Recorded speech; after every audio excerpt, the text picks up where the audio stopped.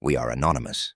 We do not serve kings, we do not worship false idols, and we do not look away when power stumbles in plain sight. And share this now, because tonight we are unpacking a moment when theater collided with reality and the mask slipped. Donald Trump is standing in front of the business officials mid-conference, still reeling from last night's results and trying to pretend they do not bother him. They do. They bother him a lot. He says Joe Biden does not know what is happening, then insists, "I know exactly what is happening." You do not need to hear his voice to understand the posture, projection dressed up as certainty. The question for you is simple. Does Donald Trump actually know what is happening? Tell us in the comments, because when you strip out the showmanship, the track record looks like this. The last time he held power, he presided over the longest federal government shutdown in American history, 35 days in 2018 and 2019, because he would not let go of a political stunt over the border wall. And right now, the shutdown crisis has returned and surpassed that record at 36 days, grinding services and paychecks for hundreds of thousands of workers. That is not a debate. That is a documented reality you can verify. And when a man insists he knows exactly what is happening, remember another documented moment. He served fast food to national champions at the White House because much of the staff was furloughed during the 2019 shutdown. That was the brand, the McDonald's moment, captured and folded into campaign nostalgia. Back in this Miami room, he tries to relive that past by bragging about viral McDonald's shots and garbage truck shots, like a fading quarterback who cannot stop talking about his high school glory years. It is an old politician's trick. If the present is a mess, keep pointing to a meme from yesterday. But the room is here for the economy, not for a clip reel. And the economy is where he says again that he knows exactly what is happening, even as he undercuts himself in real time. Watch the pattern. He tries to reference Lori Lightfoot, the former Chicago mayor, and goes for a cheap, racially coded jab. But the punchline collapses because he cannot find the name. Brain freeze. The woman. The one that gets her hair done very expensively. Beautiful hair.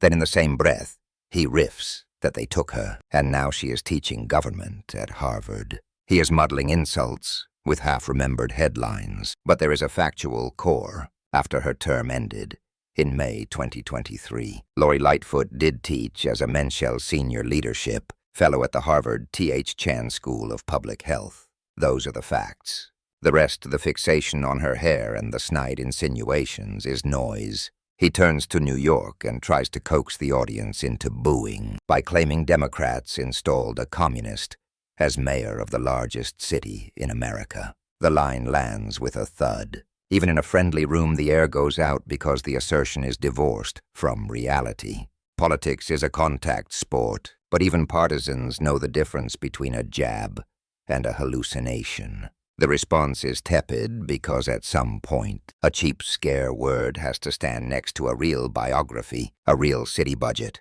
a real set of policies. In that comparison, the word shrinks. Then comes the tell the kind of confusion that would drive a many-day media frenzy if it came from Joe Biden at a national forum. Donald Trump, addressing a crowd that includes business leaders at a marquee Miami event, declares that for generations, Miami has been a haven for those fleeing communist tyranny in South Africa, before trying to correct himself and not quite sticking the landing. He oscillates between South Africa and South America, as if the words are interchangeable. If President Biden said it, every syllable would be dissected on cable news for a week. When Donald Trump does it, we are told it is just Donald being Donald. It is not. Words are maps. If you cannot keep continents straight in a policy-themed keynote, investors, governors, and foreign leaders notice. He then pivots to an MRI rumor, demands to know what doctors were looking for, demands the results. The performance is meant to project strength by weaponizing suspicion, but it lands as insecurity.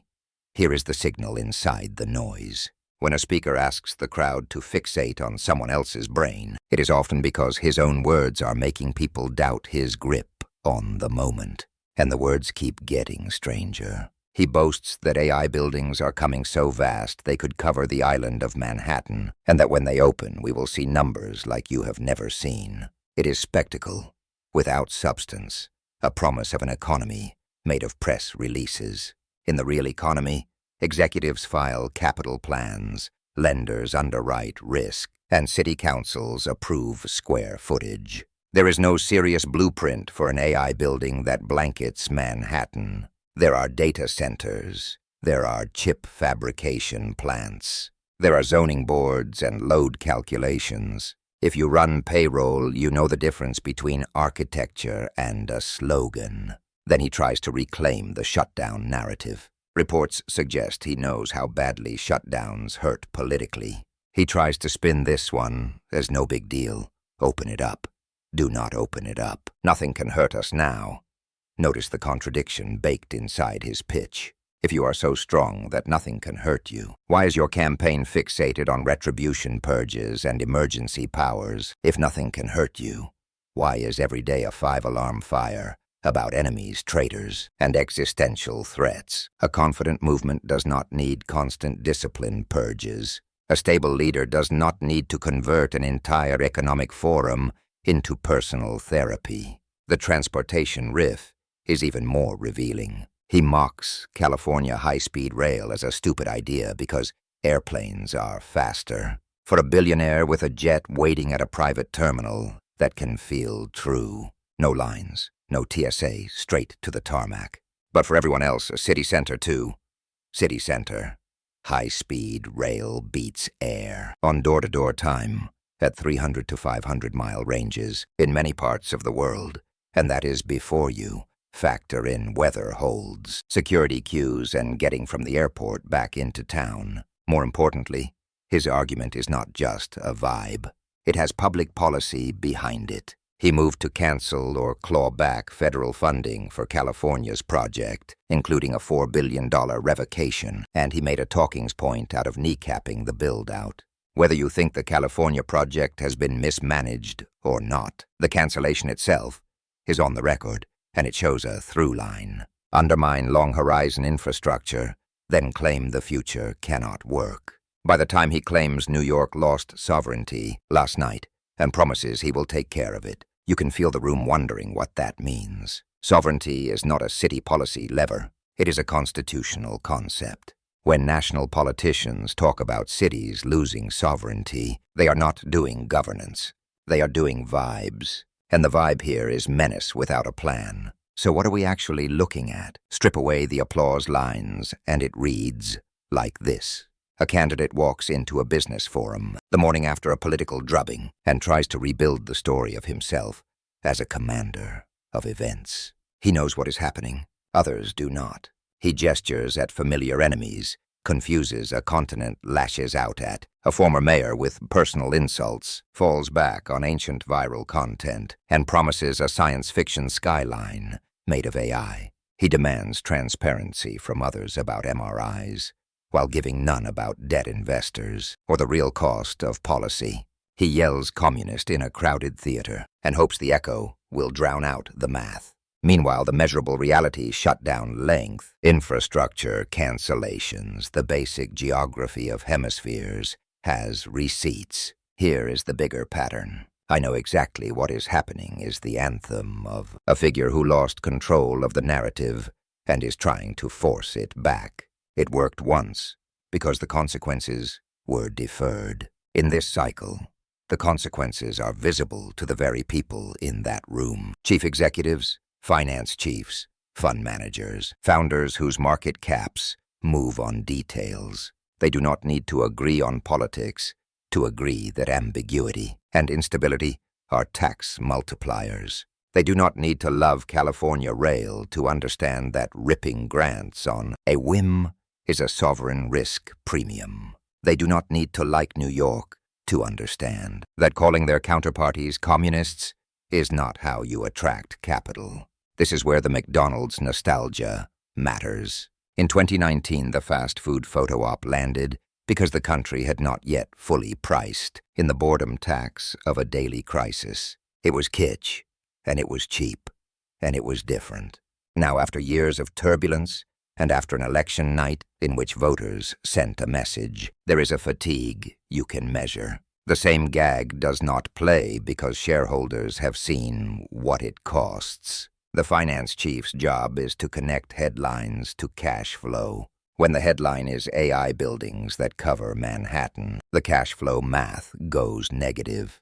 Let us talk about the Lori Lightfoot moment. Again, not the insult, but the fact.